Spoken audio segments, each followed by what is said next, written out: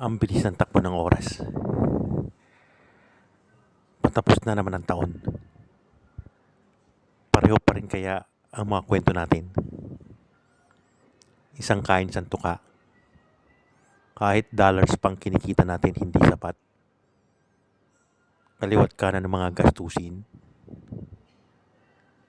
Patong-patong mga utang. At pag may emergency, wala tayong nahagilap na malaking salapi. Nakakalungkot isipin, ano? Ewan ko lang kung yan din ang kwento mo sa kwento ko.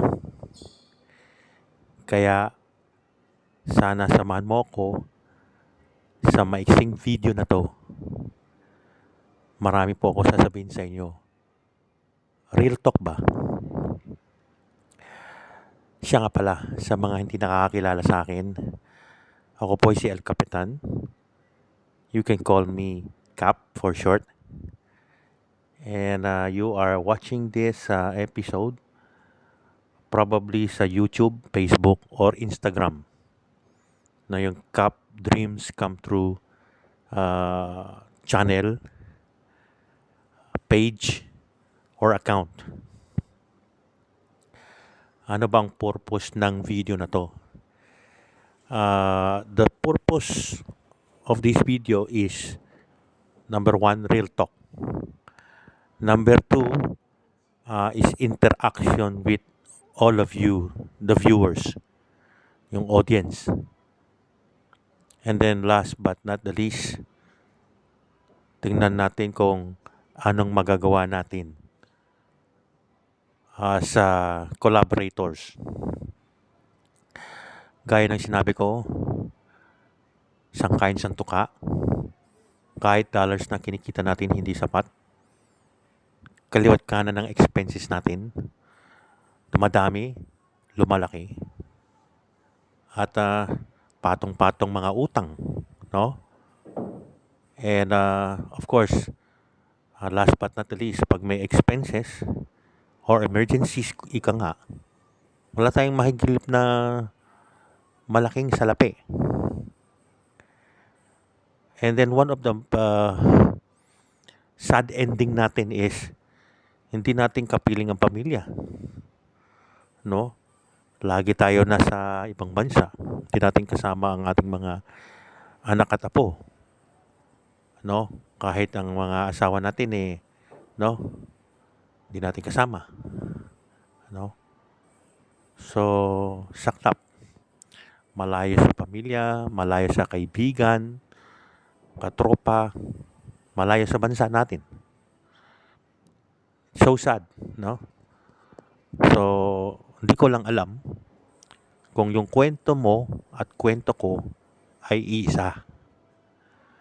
Kung pareho, yan ay sumpa. Sumpa natin.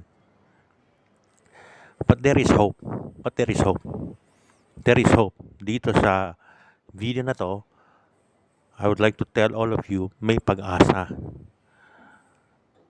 Pagod na ako sa aking lakbay, sa aking kabuhayan o hanap buhay. And I'm sure most of you, ganun din. Ano? Hindi po solusyon ating mga trabaho. Hindi solusyon ng ating mga trabaho. Kahit may sweldo pa tayo, may amo. Darating ng panahon, tatanda tayo. Magkakasakit. At kung merong aberya o aksident, wala na. No more. Paano pa? And then of course, hindi rin solusyon ang business. Hindi rin solusyon ang sideline. No? Bakit ko sinasabi yan? Kasi ako, nag-try na ako business. Nag-try na ako ng sideline. Nag-try pa ako ng mga investment. No? So many. Walang success. At kung tumikim man ako ng konting income dun, malit lang.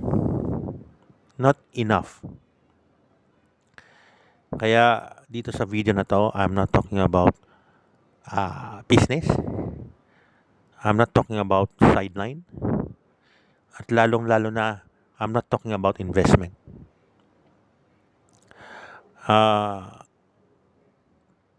Kumbaga, I hit the wall, dead end. And I realize wala doon sa binanggit ko. Trabaho, negosyo, o sideline. O kaya investment. Wala. Chances of success, maliit. In fact, 96% kapos. Walang ipon. Hindi makapag-retire. Ako, 25 years na ako sa ibang bansa. Hong Kong, Macau, Singapore, Malaysia, Taiwan, Thailand, mainland China, hanggang USA pa. Wala eh. 25 years. Bulakbol sa ibang bansa. Wala. Nothing. Kahit pawis, puyat, pagod. Wala. Nothing. No lasting benefit. And then, 35 years na rin ako nag-work since graduation. So, mahigit kumulang 10 taon sa Pilipinas. Wala rin. Alam natin ang problema sa Pilipinas. Hindi sapat ang trabaho at kung may trabaho, hindi maganda ang income. And then, ang daming anomalya sa gobyerno.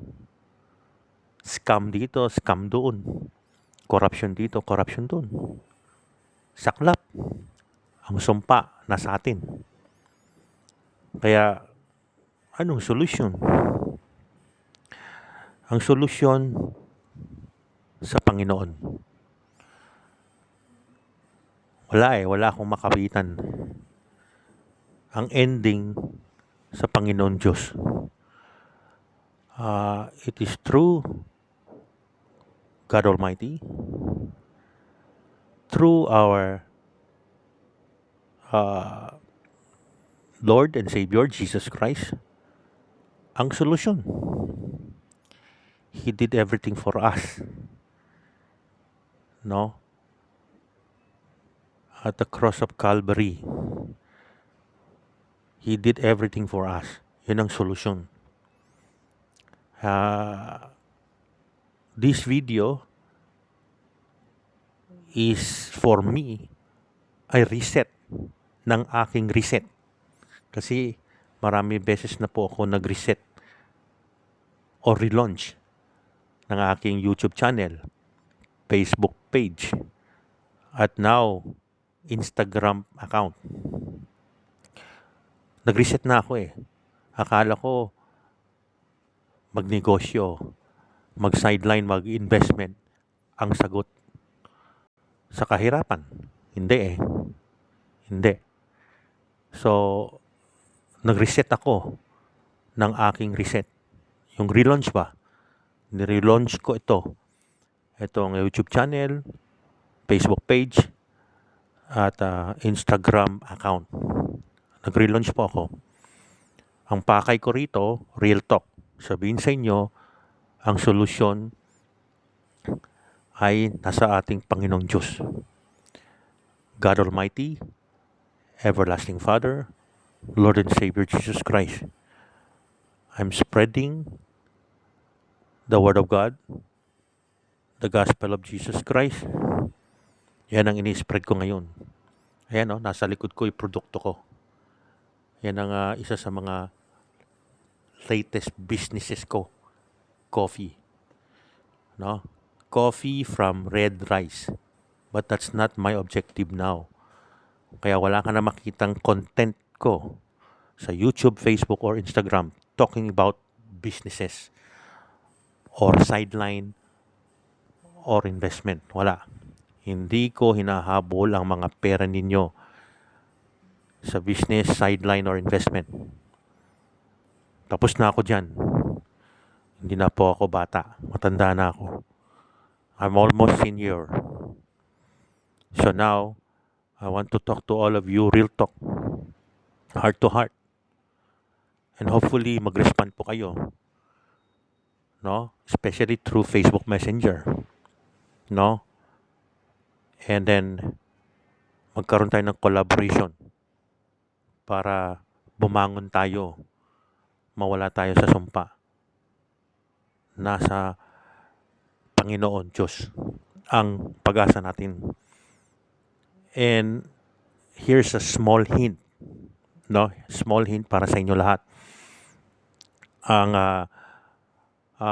programa na to na binabanggit ko sa inyo ay related po sa mga churches, no? Alam natin, majority of the churches nagtuturo sa pagbibigay ay susi ng pagpapala. Yan ang common teachings ng mga churches. Kaya kung kayo ay isang believer or professing Christians, alam nyo ang meaning ko. Sa susi ng pagpapala ay pagbibigay. May natuklas po ako ron. Kaya kung gusto nyo mawala sa sumpa, now, agad-agad, no? Mabaliktad lahat ng kahirapan mo. Message mo ako. And I will tell you more about this. Pagbibigay na magbibigay sa inyo ng pagpapala. Tunay na pagpapala. Malaki na pagpapala. Siksik, liglig at umaapaw. Message me if you can. God bless you.